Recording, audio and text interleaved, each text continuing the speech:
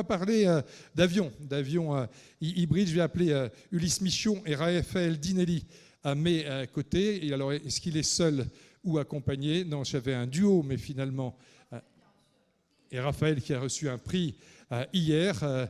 Bien évidemment, il y a aussi la possibilité en avion bimoteur de chercher... D'ailleurs, je crois qu'en Norvège, il y a eu un premier essai le mois dernier d'un avion 100% électrique de mémoire.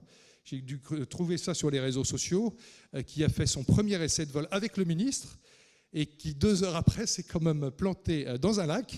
Heureusement, les pilotes vont très bien, mais il y a encore des améliorations à faire sur l'électrique. Donc, et le ministre va bien, puisqu'il n'était plus dans l'avion à ce moment-là, mais donc il a été courageux de prendre l'avion quasiment en pilote d'essai. Mais c'est évident que si demain on peut aller d'un point A à un point B avec soit des hybrides, je crois que vous êtes plutôt sur l'hybridation de mémoire, et après-demain sur de l'électrique sur des distances, ça va complètement changer. Et puis après-demain, des taxis aussi volants, puisque l'avenir est à l'électrique. Merci. Merci à tous. Merci de m'avoir invité et puis d'avoir reçu ce prix d'encouragement. C'était très, très sympathique de votre part et on est très honorés. Donc, je suis tout seul pour vous présenter aujourd'hui donc, l'avion Eraol. Alors, j'essaye de voir si ça marche. C'est ici qu'il faut. Voilà. Ah, OK. Donc, voilà, Eraol est un avion prototype. C'est un grand catamaran du ciel. C'est un biplan décalé de 14 mètres d'envergure et qui est un avion alors électrique, à traction électrique, parce que dans l'électrique, l'hybridation, tout ça, il y a beaucoup de termes. Et vous allez voir tout à l'heure sa chaîne de traction. C'est un projet qui a une genèse de 8 ans, 3 ans, 4 ans de design, 3 ans de construction et puis de 2-3 ans d'essai puisqu'il est certifié par la DGAC. Voilà, et bon, là on a fait une anecdote, si on veut faire par exemple Biarritz, La Rochelle-Biarritz aller-retour, on voit les consommations évidemment en avion, voiture et puis hybride et évidemment, comme vous l'avez dit, le transport en collectivité. Donc le transport impacte énormément sur les émissions de CO2 et l'avion en premier, on en a beaucoup parlé il y a 1 ou 2 mois parce qu'il y a des tendances même de lobby contre l'aviation et autres, etc. Bon. Après, il faut... Alors, le problème de la batterie, vous l'avez parlé dans cet avion électrique, le moteur électrique, il existe depuis presque 1890 et la première voiture était une voiture électrique avant la Jamais Contente qui avait fait 100 km/h. Et le problème, aujourd'hui, on a des moteurs électriques très performants, 90% de rendement, mais c'est le stockage de l'énergie pour alimenter ces moteurs électriques et qui pèse extrêmement lourd. Et vous comprenez bien qu'un avion, il est pénalisé par sa masse. Un avion, c'est depuis l'histoire des frères Wright aux États-Unis, Blériot. Il faut faire comme la nature, c'est-à-dire qu'il faut faire un avion le plus léger possible, le plus fin comme un oiseau. Et aujourd'hui, les chiffres, c'est si vous prenez 1 litre, on ne va pas parler de densité, 1 kg de carburant, kérosène, essence, c'est presque l'équivalent de 30 kg de votre batterie lithium polymère, qui est la plus exotique et la plus performante.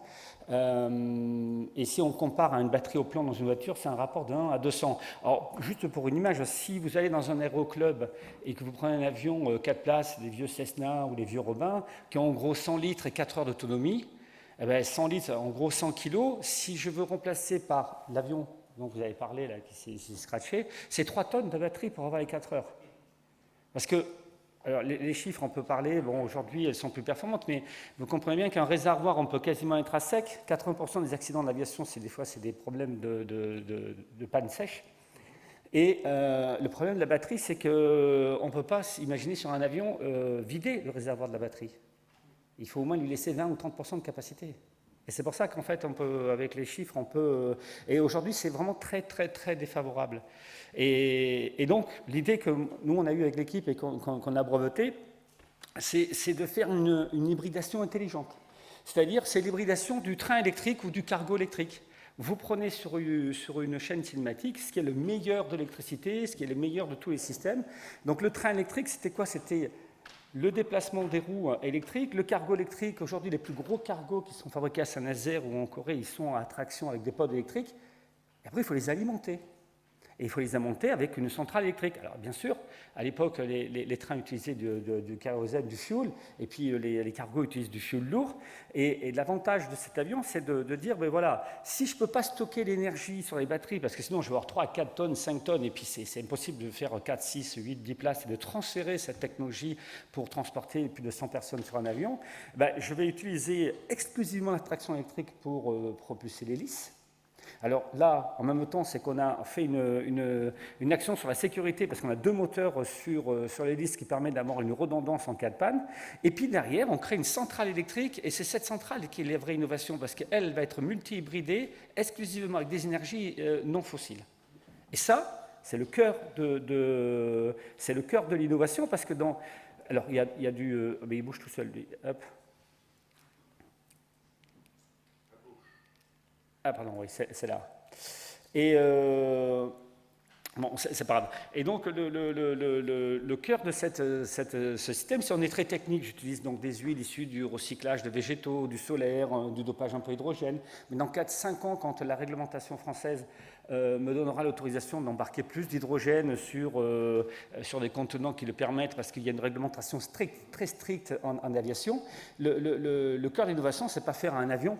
C'est pas faire un avion léger en carbone, c'est de pas mettre un moteur électrique. C'est vraiment de gérer cette centrale électrique qui est multi-hybridée et qui permet en cas de panne aussi d'avoir des redondances. Moi, pendant 3 ans en tant que pilote d'essai, c'est 3 ans au-dessus d'un aérodrome, donc de la Roche-Chorion, mais j'ai eu toutes les pannes, panne au décollage, panne en altitude, etc. Mais avec ce système de redondance sur la traction devant et sur les systèmes d'énergie, de production d'énergie, en cas de panne, en mode dégradé, en vitesse réduite, je suis toujours arrivé sur la piste. Et votre moteur, là, c'est un générateur ou il est... Alors, il y a la centrale électrique est alimentée par un moteur thermique qui utilise des huiles issues de recyclage. On fait du dopage hydrogène. Il y a des batteries, mais qui sont en capacité assez faible. Il y en a même 2. Et de l'énergie solaire. Alors après, c'est 25% d'énergie solaire, 70% d'huile, et puis 2, 3, 4% de dopage hydrogène. Et ça fait que ce système était au début assez complexe à mettre en œuvre. Mais on s'est aperçu que c'était sur les rendements, j'ai un rendement assez exceptionnel, puisque cet avion qui est la Hérault, donc j'ai réalisé plus de 12 500 km et quasiment fait le Tour de France. À 100 km/h, je consomme que 4 litres d'huile avec l'énergie solaire. Donc je suis dans l'ultra basse consommation. Voilà, donc les grands principes de cette chaîne de traction, c'est le rendement, la sécurité, et puis évidemment, comparé à des avions qui sont depuis 1950, quand vous allez dans les aéroclubs de l'aviation très léger, parce que l'aviation, les gros porteurs, Airbus, Boeing, les plus grands, et puis même les aviations d'affaires font énormément de progrès sur les consommations, sur les traînées, mais l'aviation vraiment légère, 2-4 places qu'on a dans les aéroclubs, elle est restée à des avions qui ont des technologies où ils consomment entre 30 et 40 litres de carburant, sans filtration de gaz, etc., qui font du bruit.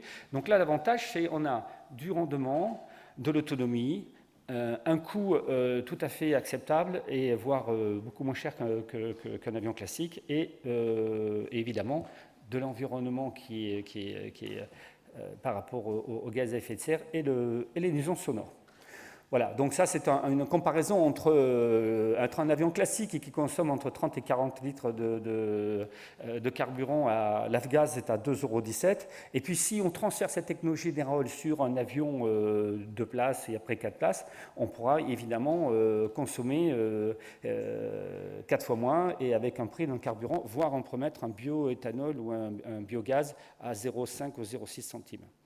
Voilà, donc là, je répète un petit peu pour terminer. On veut faire un choc économique, parce qu'aujourd'hui, l'heure dans les aéroclubs est entre 130 et 150 €, et on s'aperçoit que les jeunes n'ont plus beaucoup accès, parce que ce sont des avions qui sont assez vieux et qui sont plus très smart, qui consomment 30-40 litres, et on s'aperçoit que plus le prix du carburant augmente, plus le prix de l'heure augmente. Donc nous, on veut fixer un budget à peu près à 100 € de l'heure, donc on divise par 30%. Ensuite, bien évidemment, 30% de consommation en moins et un respect de l'environnement. Voilà, donc ça c'est l'acquis, hein, donc 12 500 km entre l'année dernière et cette année. Cette année, j'ai eu l'autorisation de réaliser des meetings. Alors j'ai fait des meetings superbes, la Ferté-Alais, croiser la patrouille de France et tout. Donc ça a été des grands moments de vol. Donc ça c'est un acquis qui montre que voilà, avec très peu d'impact sur l'environnement, on peut se déplacer en France. Et pour finir, donc le marché français et européen, l'aviation est très réglementée. Vous avez en France 150 machines par an qui doivent être au rebut, qui doivent être renouvelées. Et sur le marché européen, c'est 3200 machines. Donc si on crée une start-up et qu'on industrialise cet avion, avec 20 avions par an, qui est tout à fait réalisable, vous représentez à peine que 1 à 2% du marché européen. Donc on est vraiment dans de l'outsider et on n'arrive pas avec des muscles. Et juste une question, vous pourriez mettre ce type de motorisation sur des avions anciens en enlevant les moteurs et en les adaptant ou non, c'est pas possible. Non, parce qu'on va parler du rétrofitage. Non, parce que ces casseroles volantes, il leur faut beaucoup de puissance. Bien sûr. Et il faut quand même un avion léger et qui soit assez fin, donc ça serait difficile. Ben, voilà, donc et puis là cette année, voilà, des premières pages partout à l'étranger, des meetings et donc pour terminer, l'objectif, c'est continuer de faire marcher cet avion. Donc l'année prochaine, j'aimerais réaliser un défi qui est donc le vol de Roland-Garros sur les 100 ans de Roland-Garros à travers la Méditerranée. Donc trouver des fonds pour faire, donc pourquoi pas... Amis sponsors, vous avez entendu ce qui est proposé, un joli défi pour traverser la Méditerranée. Et puis là, on a été reçu par 3 régions. Alain Rousset nous a invités sur le Bourget avec la Nouvelle-Aquitaine, Carole Delga en Nouvelle-Occitanie et puis la région Pays de la Loire. Donc des territoires sont intéressés pour cette implantation de start-up. Maintenant, on est à la recherche de fonds privés, d'investisseurs pour essayer de démarrer avant la fin de l'année. Voilà, merci. Merci, bravo. Ça crée beaucoup d'espoir. On diminue les coûts. On rend possible le rêve de pouvoir demain piloter des avions parce que ça coûtera moins cher pour les jeunes générations.